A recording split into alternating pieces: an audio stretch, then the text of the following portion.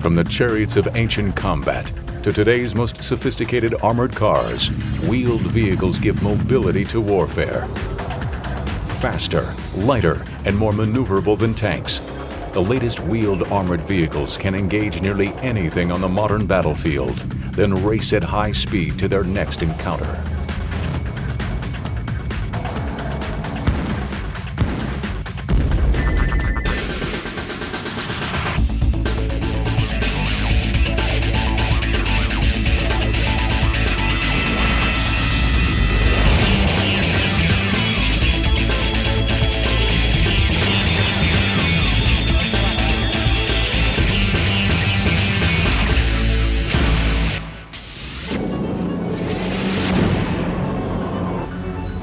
Although tanks are more recognizable, wheeled armored cars are the oldest form of armored vehicles. At the turn of the century, armored steam engines were used by the British Army during the Boer War. The First World War saw a profusion of armored cars. These vehicles were little more than conventional automobiles, fortified with a thin layer of armor. They were useful for scouting and raiding, but they were soon overshadowed by the tank. The armored car's wheels are both its greatest asset and its greatest liability. A tank distributes its weight across the broad surface of its track, reducing its ground pressure. An armored car's weight is supported only by the tiny contact patch where its wheels touch the ground. This means that a tank is better able to traverse mud, snow, and soft ground, where an armored car can become hopelessly bogged down. As a result, armored cars saw limited use before the Second World War. They could not carry as much armor as tracked vehicles, so they were used mainly for reconnaissance missions, where they could remain on roads or hard ground. World War II saw innovations such as additional wheels to reduce ground pressure. Another improvement was to add a track assembly in the rear of the vehicle called a half-track. The post-war years saw many innovations in armored car design. The French Panhard EBR introduced the idea of supplementary wheels. Two pairs of wheels in the center of the vehicle would be kept in an elevated position when high speed was desired. But if they encountered mud, the wheels would be lowered for better traction. Another method to reduce ground pressure is to increase the surface area of the tire. This can be done by removing air from the tire, giving it a greater footprint on the ground. On the Soviet BTR-152, the driver could utilize external pipes to inflate or deflate the tires, depending on the terrain conditions. Another innovation was run-flat tires, which if punctured were still operational.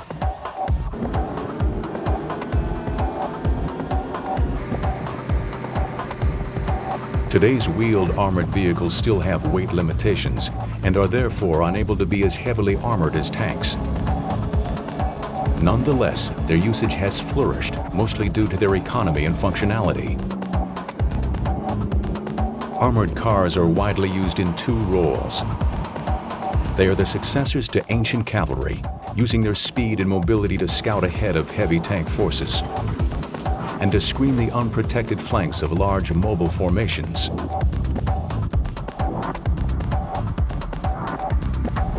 They are also used by many infantry forces, serving to carry troops into a battle under the cover of armor, with better cross-country performance than trucks and other vehicles.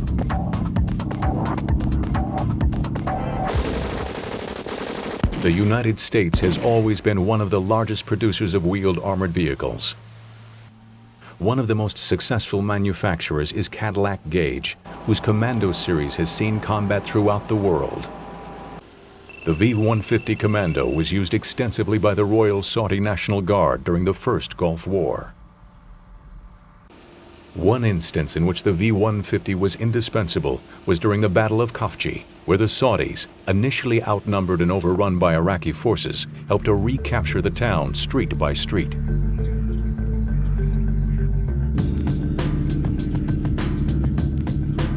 The latest and most powerful variant of the Commando is the V600, which offers the firepower of a main battle tank with the simplicity and low cost of an armored car.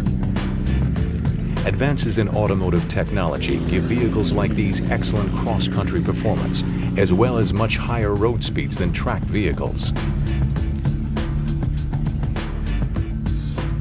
The V600 is armed with a 105mm gun, identical in performance to the one used on the M1 Abrams main battle tank.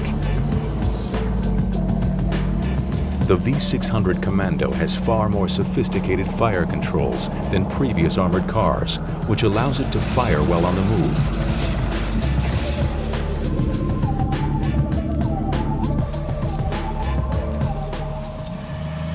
In the 1980s, the U.S. Marine Corps began looking for a light armored vehicle to give their divisions additional mobility. They selected a design that had its origins in Switzerland. The Swiss firm MOWAG developed the Piranha series of wheeled armored vehicles using 4, 6, or 8 wheeled configurations. The Piranha was designed as a state-of-the-art wheeled armored vehicle capable of operating in terrain conditions that would stop many existing wheeled armored vehicles. The Piranhas could be armed with a variety of weapons, ranging from simple machine gun turrets to elaborate turrets with large caliber tank guns. The U.S. Marine Corps selected an 8-wheeled variant of the Piranha family, the LAV-25. It is armed with a 25mm Bushmaster automatic cannon, the same weapon used on the Army's M2 Bradley infantry fighting vehicle. Besides its 3-man crew, the LAV-25 can carry an additional 6 Marines in its rear compartment. It is used for scouting, raiding, and screening operations, where its mobility can best be exploited. The LAV-25 can move in advance of Marine mechanized formations, hunting out weak points in enemy positions. It offers the scouts the advantage of armor protection, as well as its considerable mobility in most terrain.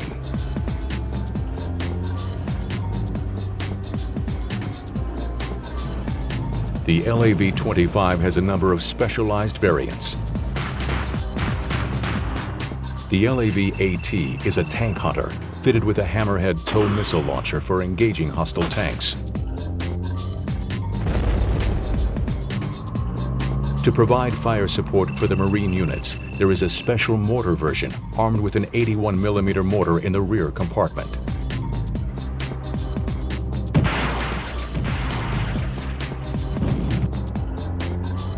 The Marines have also deployed an air defense variant. The LAV-AD's primary mission is to protect forward Marine units from low-altitude airborne threats.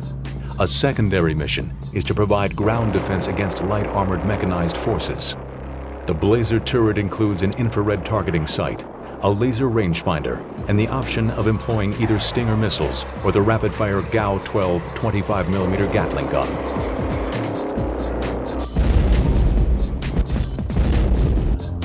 The LAV-C² is a command vehicle which carries Marine commanders into the battle zone and provides sufficient communication equipment to coordinate their units' actions.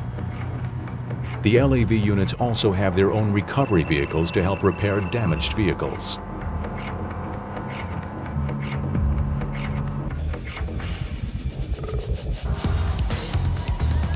The Marine Corps' interest in the LAV was closely tied to its traditional role in American overseas rapid deployment missions.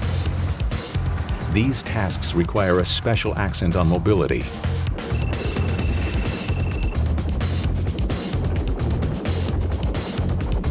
The Marines sought a vehicle light enough to be airlifted, yet armed adequately to have an impact on the modern mechanized battlefield. A specific Marine requirement was that the LAV be light enough to be carried by CH-53E Super Stallions. The Super Stallion can carry an LAV for a considerable distance, even refueling in mid-air to extend its range.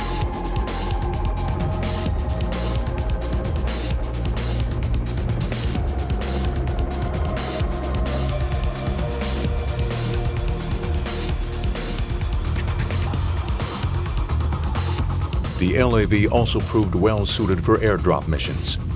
It takes an impressive set of parachutes to land a 12-ton LAV safely.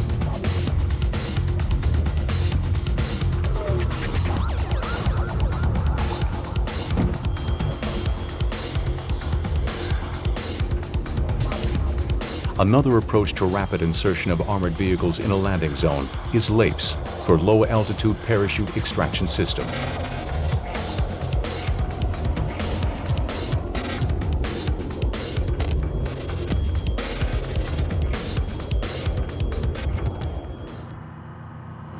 The LAV saw extensive combat during 1991's Operation Desert Storm.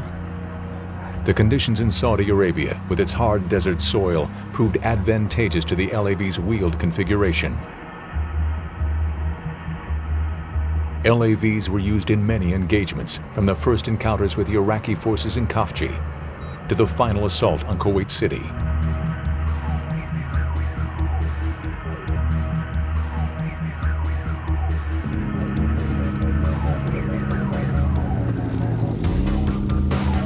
In some armies, the use of wheeled armored vehicles has always been an advantage.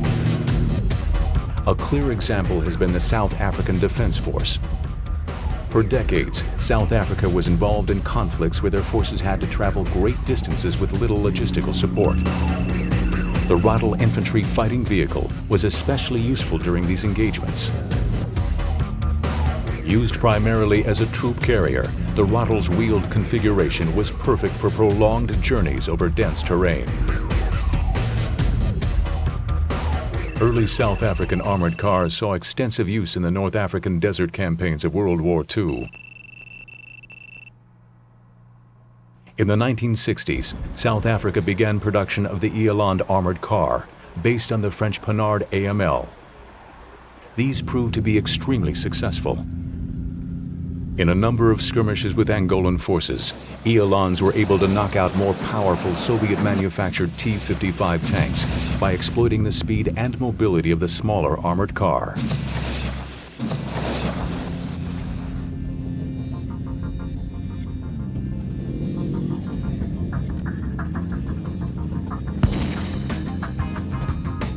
The most ambitious South African armored vehicle to date is the Rooikot, which replaced the Eland armored cars. The South Africans have a unique conception of contemporary warfare based on their past combat experiences. They distinguish two general types of combat: high-intensity operations and high-mobility operations. High-intensity operations, such as major tank engagements, are rare in the region. The more common form of combat has been high-mobility operations, involving battles between forces which are widely dispersed and often lightly armed.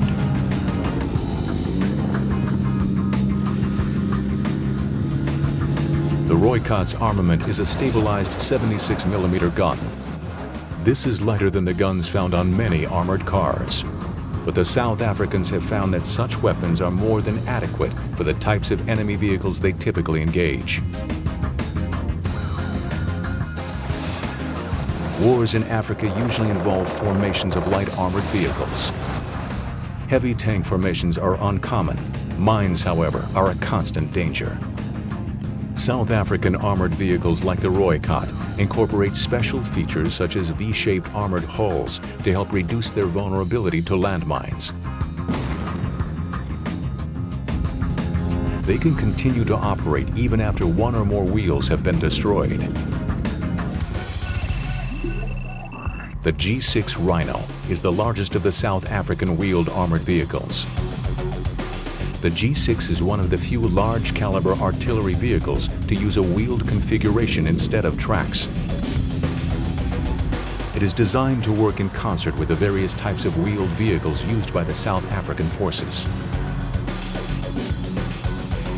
The G6 is armed with a 155mm 45 caliber gun, which can fire projectiles to a distance of over 18 miles.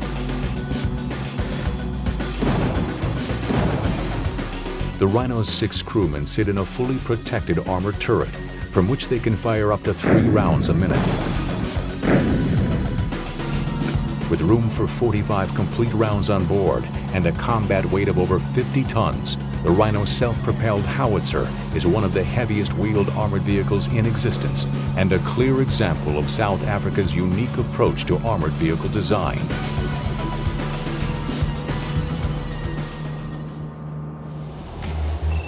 In France, the latest in artillery systems also employs a wheeled chassis, but in a more compact and lightweight vehicle. Weighing just under 20 tons, the French César is a lightweight in the ranks of self-propelled artillery systems. But the light weight of the César does not limit its effectiveness in artillery delivery.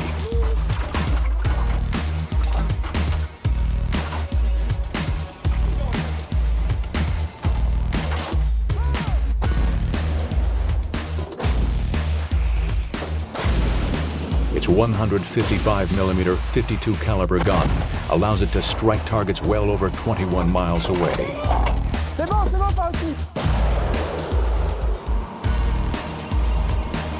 The César is equipped with all the systems needed for independent operation. An armored cabin to protect its 5-man gun crew.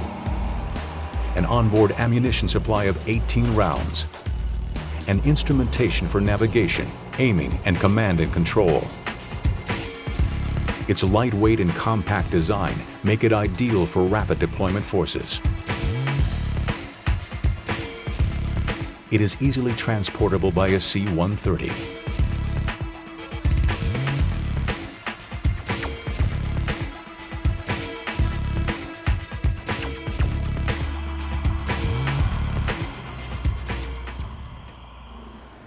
For reconnaissance missions, the French use the AMX-10RC.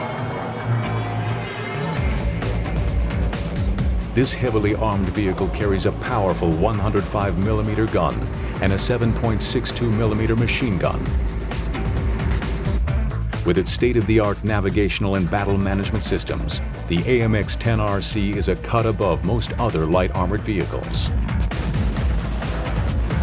For self-protection, it is also equipped with the Galix defense system, which dispenses anti-personnel grenades, decoys, and large band smoke grenades.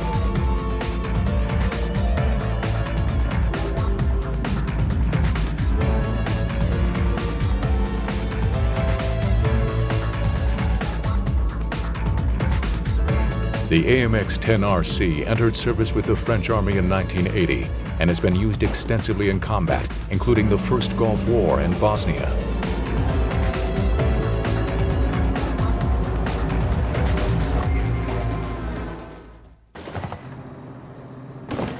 With the end of the Cold War came a rise of global instability. When the Iron Curtain was finally drawn, the United States began to reduce its massive military presence in Europe and Asia. As a result, the Army's rapid response capability was weakened. In order to deploy its forces to global hotspots effectively, the Army needed to be transformed. In 1999, they announced the development of a new engagement doctrine centered around high-tech, rapid deployment combat brigades. Heavy tracked vehicles would be replaced by lighter, faster wheeled vehicles. The objective was to have brigade combat teams capable of being deployed anywhere in the world within 96 hours after liftoff. The centerpiece of the new brigades would be the Stryker, a cutting-edge wheeled combat vehicle. The Stryker is an upgraded version of an existing platform, the LAV-3. While they share some major characteristics, 8 wheels, a 350 horsepower diesel engine, and a 62-mile-per-hour top speed, the Stryker has significant advantages over its predecessor.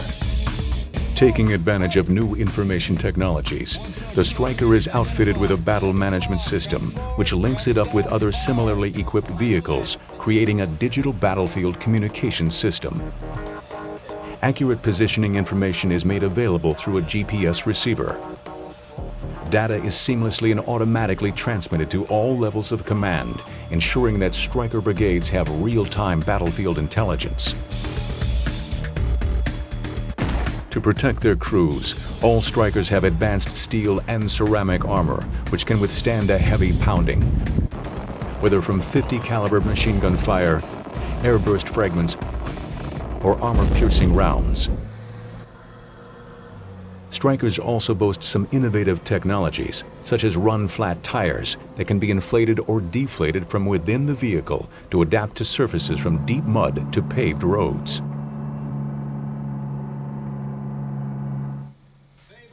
In addition to its defensive capabilities, the Stryker is able to inflict plenty of damage. Its weapons system consists of either a 40mm automatic grenade launcher or a 50 caliber heavy machine gun. A significant advantage of the Stryker family is its interchangeability of essential parts between its many variants. In the Stryker Brigade combat teams, each vehicle will be based on the Stryker design. Of the 10 proposed Stryker variants, the first to enter service is the Stryker infantry carrier vehicle. The second version to be fielded is the 105mm Stryker mobile gun system. The mobile gun system provides direct fire support to infantry during urban operations. It isn't a tank, but it is equipped with the same 105mm cannon used on the M1 Abrams tank. The gun has a 6-second autoloader with an 8-round ready magazine, and there are an additional 10 rounds stored in the turret.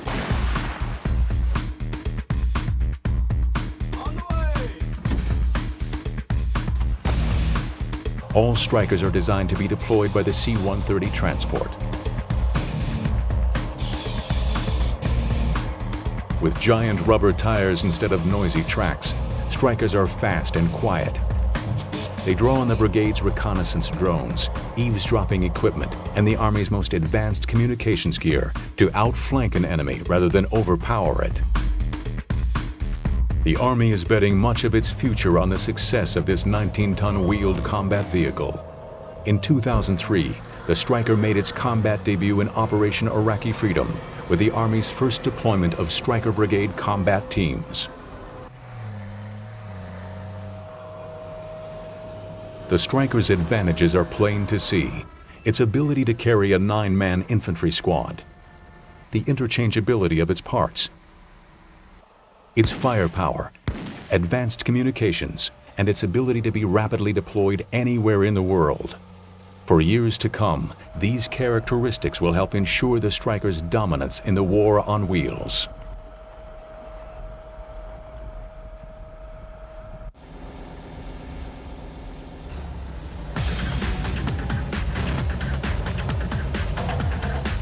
Wheeled vehicles were the pioneers of the modern armored vehicle. Technological advances have surmounted the early limitations of wheeled combat vehicles and transformed them into superior fighting machines. From the chariots of ancient warriors to today's advanced Stryker combat brigades, mobile combat has always meant war on wheels.